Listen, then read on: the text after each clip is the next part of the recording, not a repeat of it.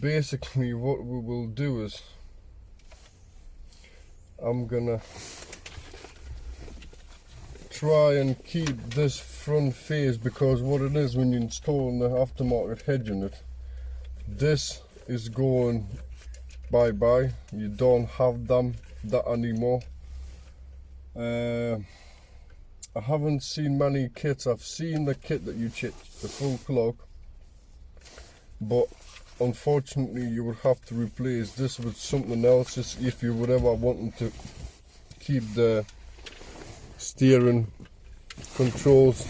Well, sorry, they're actually not steering controls. These are just original buttons for the original head unit. I haven't seen many solutions for the minis, but like I said, this is the first one that I'm getting in to do a sound system upgrade, and it is really difficult, and it's kind of a unique system. It's not like overall you can just stick something in like what you could possibly even like BMW, like all the E46s, and like I don't know any other cars, but yeah, they're quite difficult to work with these. So what I'm gonna do is I'm gonna undo the bottom two screws so I can remove the whole front face for the head unit. And then what I need to do is I need to disconnect. We need to disconnect this silver part here, the silver slider, because I just want to keep them buttons there. So then, and that's it, and it comes off like that. And what you do, you probably just get some sticky tape, because if you keep your old head in it, like I say, you can keep the old stuff and it will be good. If you're selling your car and you want to keep the head unit, yes, you need to go through all this hassle again, but you can get somebody who's professional and who does it for living. They will put it all back together as long as you've got all the old stuff. So you don't chop them, because yes, you could possibly chop it, but just remove it, because it's not going to harm to have it intact back in place. And all you do is just put a little bit of tape or something like that over, so it's held in, so it's still in nicely. Oh, like there you go, it just took itself in there. And what you do is now then you just go back and just put your clocks into place, and that's it. Then we'll be working with the rest.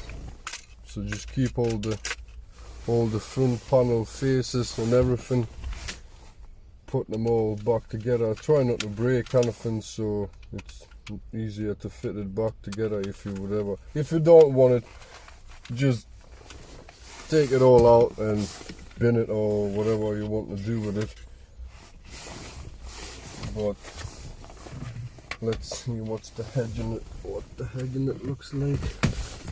Right, head unit has a little clip for the aerial and a chocolate connector for the main wiring harness. That you will get an adapter with the plates, so I'm just gonna put this all back together so it's nice and tidy. Put this face back in. It's gonna be a little nightmare, but it's doable.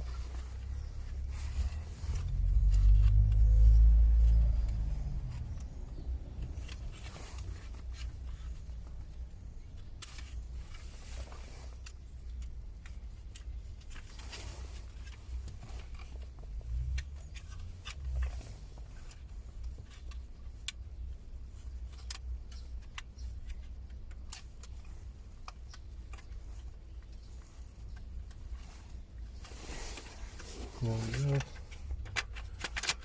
Put this all back together. the two small screws that we had from the start. We just pop them back in. Screw it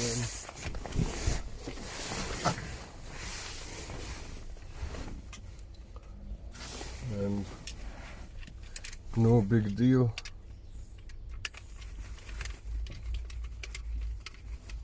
At least you know that you still have it whenever you need it.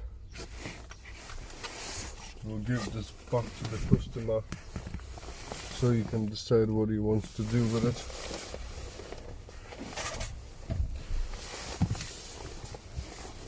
So that's it. That's what it takes to remove the head unit, stock head unit from a MINI Clubman r55.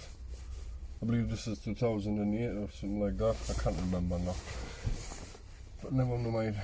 Now, what we need to do, we need to remove, transfer all the buttons and heating control from our old panel to the new panel. This is the full kit.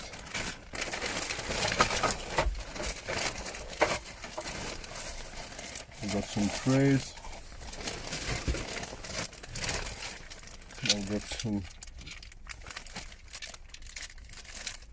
clip that goes, I believe this will go on the top. And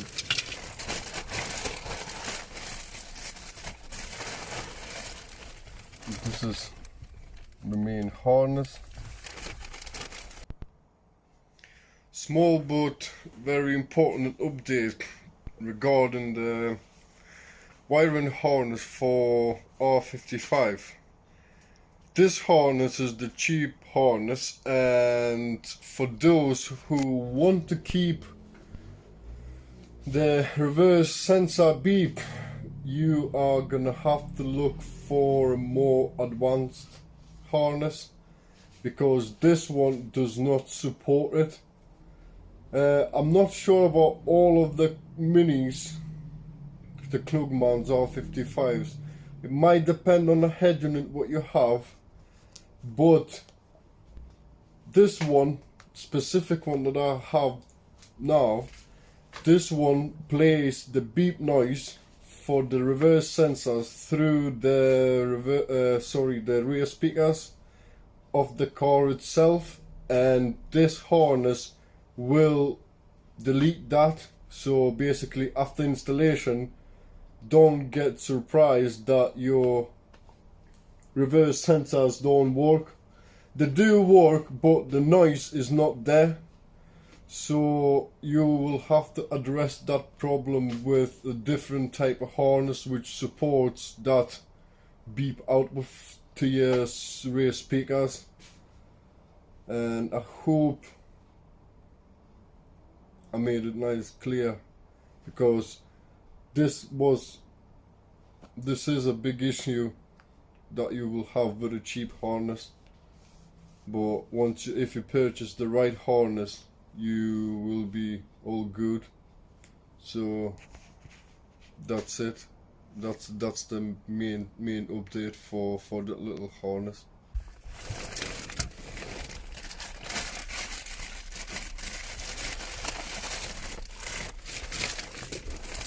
Antenna adapter.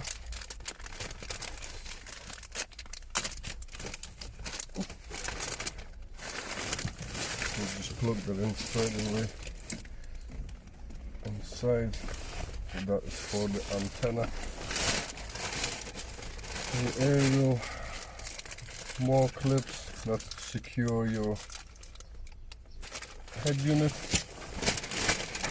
And the main part is the new facia.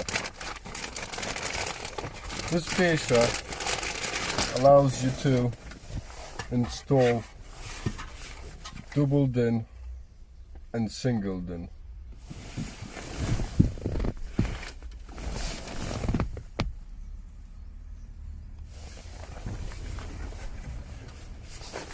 this face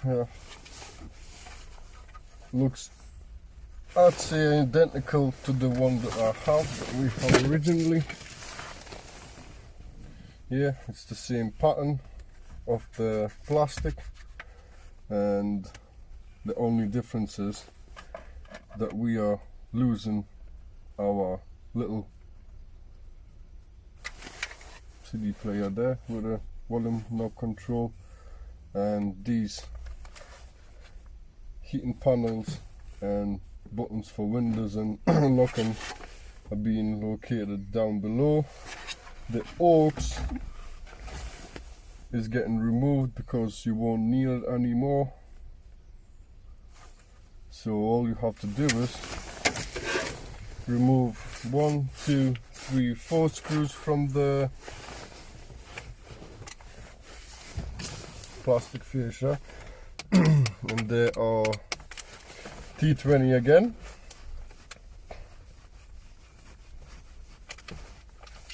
So just unscrew them.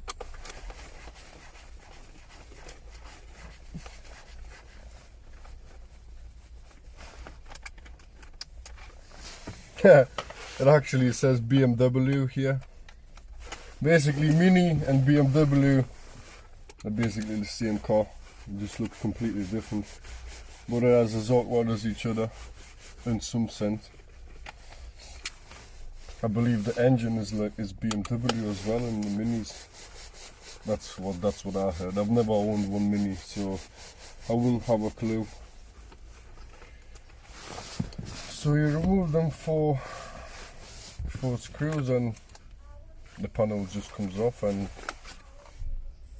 you can keep this if you're putting it all back to standard really, but you just put this away. I'm not going to need this anymore. And then you get your new fascia. You just put it back into place.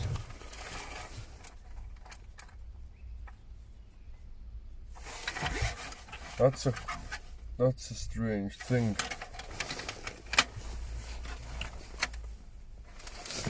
This fascia has got extra buttons that this one hasn't,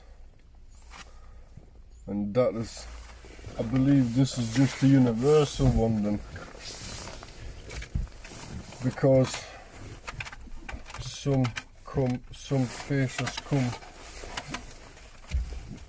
Can you see these empty slots there? Actually, I will see if there's going to be some sort of plastic clips. Oh yes, here we go. Yes, this is the universal trim plastic fascia. So here, where you have this bit, which I don't know what it's for yet, you get a small tiny buttons, so don't forget about them. If you haven't got separate controls for here, I don't know what it could possibly be. Like I said, this is the first Mini ever that I work on, so you just pop them in there like that.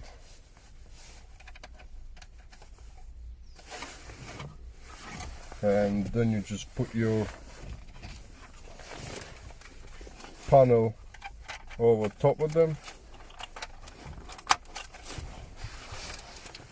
See, now we just got buttons. At least we don't have holes, ugly holes there.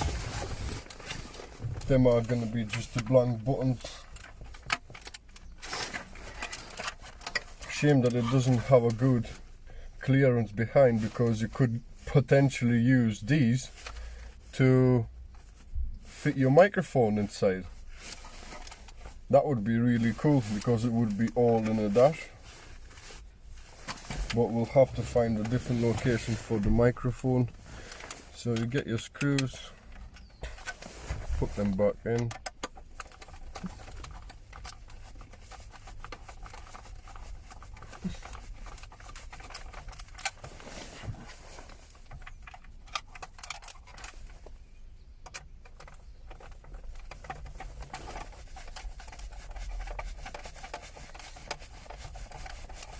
It's a nice and lovely weather today for a change.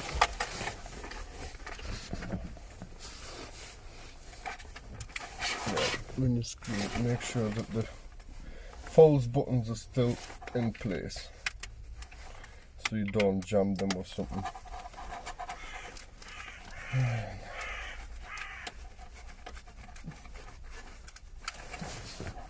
the last one here.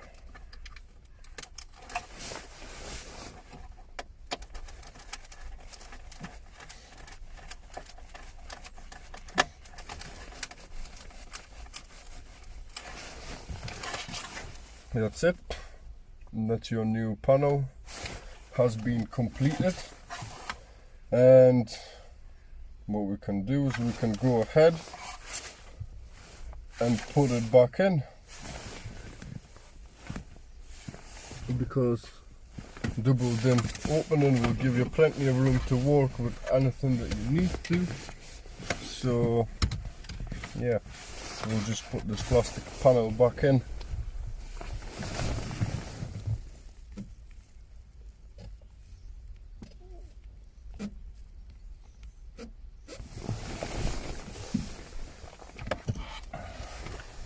So grab your panel, grab the cables and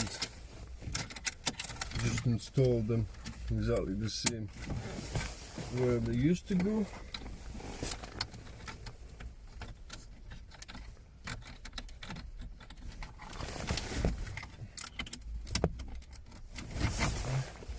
This one on the bottom is awkward.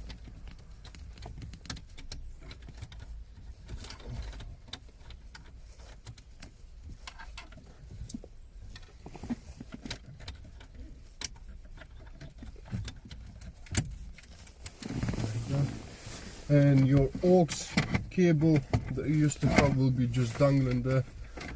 Just put it away somewhere. And also you need to remove these metal clips from your old facia.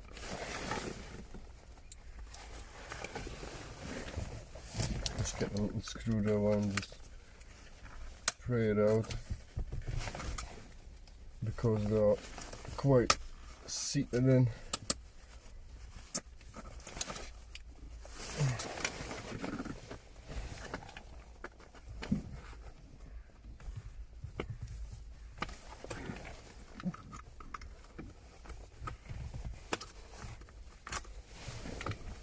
And there. Flathead screwdriver would be better. Find mine.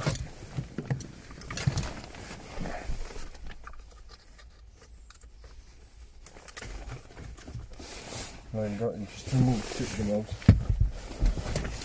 They're just seated in there with these little metal hooks. So just push them hooks out and you should be good to go remove them.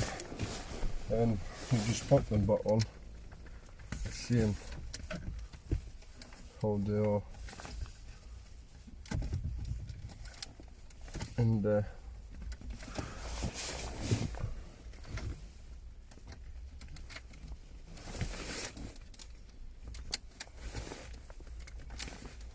it.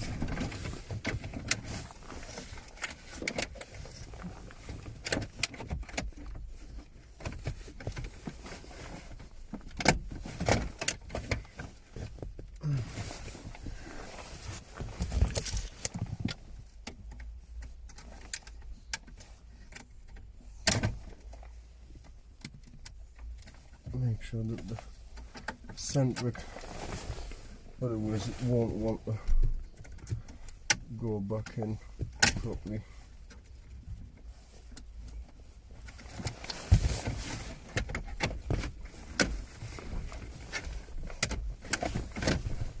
And just push it in like that, and we have our head unit.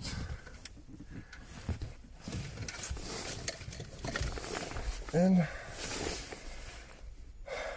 we'll plug this in and see what's happening. You've got these two dangling wires. Basically, I don't tend to wire the illumination in. What it means is it just basically dims your head unit. Upon request, I will, but in the other application, I'm just gonna de-pin this wire, get rid of it completely, and I believe there's a reason why we don't have live going in directly. It's because we're gonna have to run it to an ignition source, because this head unit, most of the original head units don't have a controller like for basically ignition on and off, so it turns on and off the head unit. Mainly they just have a little special module built in the head unit which senses that the key is off, and it just turns the head unit off. But with an aftermarket one you have to have this. So let's see if the sources where you can look for the main source, what you look for, the first thing straight away is the cigarette lighter or 12-volt socket that you have, because they sometimes are wired with an ignition. So you put your ignition on and off, and it basically the thing goes on and off. But it's like 50-50 really, and most of the times I have to go for the glove box, or if the glove box isn't, let's say sometimes you get cars that glove boxes are in the under the bonnet, which makes it hard to actually run the wires and just makes the job harder. What the next point is for me, what I like to go is I go for the ignition wire itself, the ignition wiring loom. I just tap into there. All you got to do is you need to have the multimeter to find that one. So we'll see what I'm gonna have to do about this, but I'm gonna go and de-pin this orange wire, grab me my multimeter, and we will be finding a source for the ignition wire.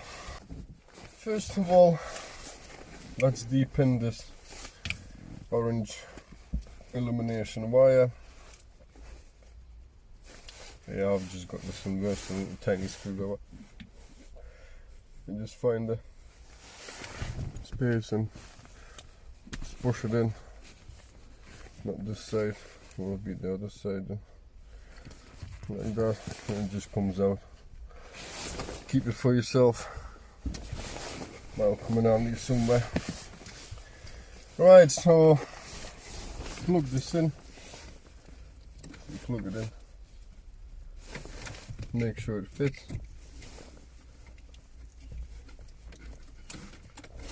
Fits like a glove. We'll get to this red wire in a bit.